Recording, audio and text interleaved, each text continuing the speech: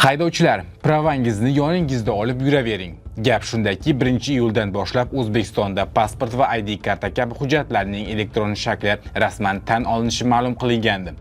Bular qatorida haydovchilik hamda avtomobil ro'yxatdan o'tkazilganligi to'g'risidagi guvohnomalar ham bor edi. Yo'l harakati xavfsizligi xizmati matbuot xizmati boshlig'i Zoir Yo'ldoshev muhokamalarga sabab bo'layotgan xabarlar yuzasidan rasmiy munosabat bildirib, avtomobil haydovchilaridan yo'l patrul xizmati xodimlariga tegishli hujjatlarning asl nusxasini taqdim etish talabi o'z kuchida qolishini ma'lum qildi. Hukumatning 2024-yil oxirida qabul qilgan tegishli qarori bilan pasport va ID karta kabi 17 turdagi hujjatlarning elektron shakli rasman tan olinishi belgilangan edi. Banklar, notarial idoralar, ichki avia hamda temir yo'l qatnovlarida ularning qog'oz nusxalari talab etilmaydi. Shu bilan birga davlat, korporativ va boshqa xizmatlar, jumladan elektron xizmat ko'rsatish hamda fuqarolarni qabul qilishda tegishli hujjatlarni taqdim etishni talab qiladigan davlat organlari va boshqa tashkilotlarda ularni so'rashga yo'l qo'yilmaydi.